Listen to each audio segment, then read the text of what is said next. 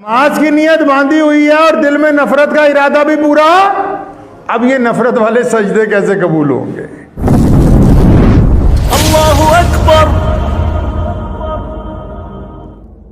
जब मोबाइल नमाज में किसी का बच जाता है,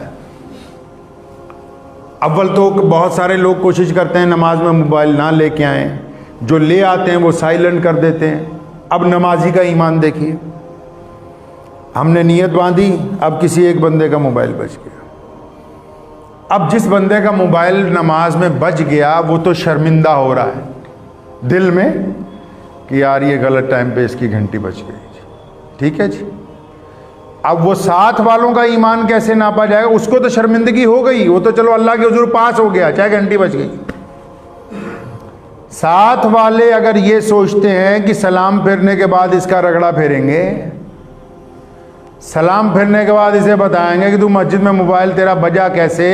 आप सोचिए, नमाज भी पढ़ रहे हैं और भाई की दुश्मनी का इरादा भी कर रहे हैं। नमाज की नियत बांधी हुई है और दिल में नफरत का इरादा भी पूरा। अब ये नफरत वाले सजदे कैसे कबूल होंगे?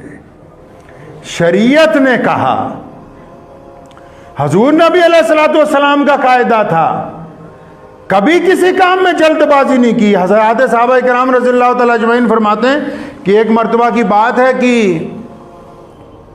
प्यारे नबी सल्लल्लाहु अलैहि वसल्लम फजर की नमाज के लिए आते हैं तो बिलाल गायब होते हैं रज़ियल्लाहु तआला। फरमाते हैं कि हम लोग भी टाइम पे पहुंच जाते हैं, अब बिलाल आए तकबीर कहें तो रसूलुल्लाह मुसल्ले पर जाएं। पढ़िए कभी बुखारी और मुस्लिम को उठा के।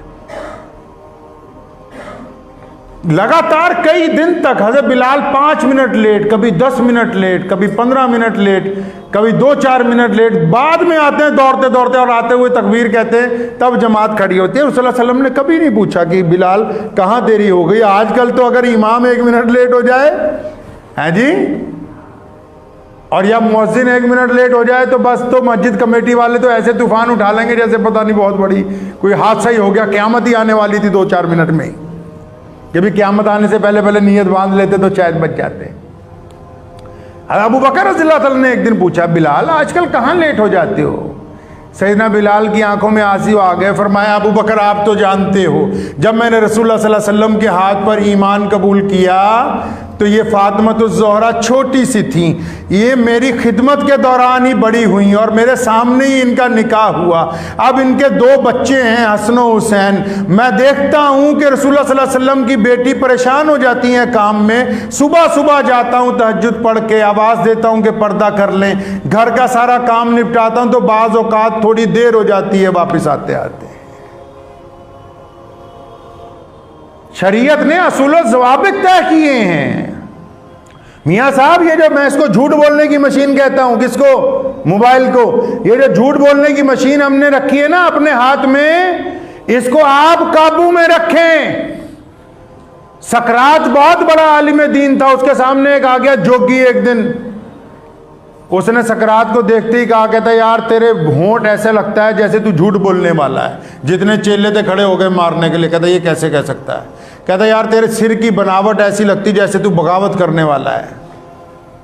कहता यार तेरे हाथ देख के ऐसा लगते हैं जैसे ये किसी डाकू के हाथ हों। तो वो हंसते रहे, उसको कुछ इनाम दिया, चले गए। चेलों ने कहा जनाब आपकी बुराई भी करता रहा। फरमाया नहीं, ये जिस्म की जो लबो लहजे हैं, जिस्म की जो शनाख्त अल्लाह ने बनाई है उसके मुताबिक बता रहा था कि ये ऐसे होंठ तो फलां के होते हैं, ऐसा सिर फलां का होता है, लेकिन ये मेरे कमालात को नहीं देख सका।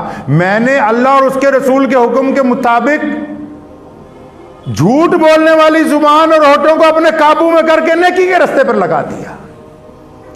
ये उस चीज को नहीं देख सका कि ये सही कहता है कि इसका सिर ऐसा है कि ये बगावत कर सकता है, लेकिन मैंने अल्लाह और उसके रसूल के मुताबिक इसको रसूलुल्लाह का वफादार बना दिया। ये इस कमाल को नहीं देख सका कि ये हाथ वाकई इस साख्त के बने हुए हैं कि ये जुल्म कर सकते थे। मैंने अल्लाह और उसके रसूल के हुक्म के मुताबिक इसको इत्तबा और फर्माबरदारी करने वाले बना दिया। तो ये अगर मशीन बनी गई है फ़ायदे के लिए, तो अगर आप चाहेंगे तो इसको फ़ायदे के लिए इस्तेमाल करें। आपकी मर्जी है कि इससे अब सदका जारिया करना है या गुनाह करने हैं। दबादब कोई नमा बंदा मोबाइल खरीद लेता है ना, मल्टीमीडिया आजकल आए, वो सोचता है जितने मैसेज हैं सारे उस्मान भाई को भेज दो, पता नहीं उन्होंने पढ़े होंगे कि नहीं पढ़े होंगे। एक मैसेज, 2 मैसेज, 4 मैसेज, 500 मैसेज एक एक बंदा भेज रहा है। अल्लाह के बंदे, ये तमाम चीज़ें शरीयत की रूह से अगर आप इस्तेमाल करेंगे तो आपका भी फ़ायदा है, दीन का भी फ़ायदा है, सेहत का भी फ़ायदा है और आपके स्टेटस का भी फ़ायदा है। लोगों को ये पता लगेगा कि आप कैसे हैं। और अगर आप इसको अपनी मन मर्जी के साथ चलाएंगे तो पहले तो आपका नुकसान है ज़ाती तौर पर, दुनिया का नुकसान है, फिर आखिरत का नुकसान है। ये खाते बंद नहीं होने वाले हैं, जो नापाक खाते, जो कई लड़के लड़कियां बने हुए हैं फेसबुक के ऊपर, ये खाते बंद नहीं होने वाले हैं। क़यामत वाले दिन वबाल बन के गले में लटक जाएंगे।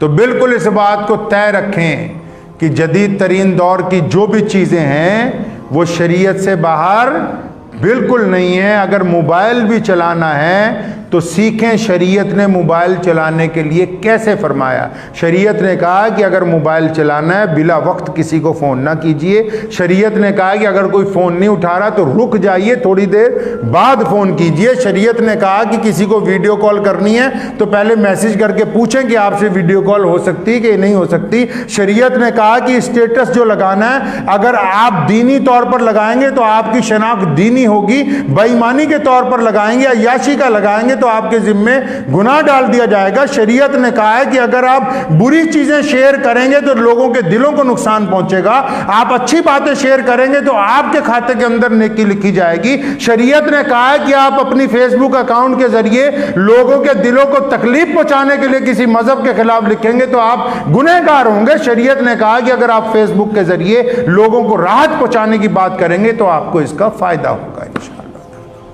तो करेंगे इंशाअल्लाह। ये मुसीबत तो सबकी जेब में है कि नहीं, तो इससे बच के इसको दीन की तरफ लगाएं। दुआ कीजिए अल्लाह ताला मुझे भी और आप सबको भी इन बातों के ऊपर अमल की तौफीक अता फरमाए।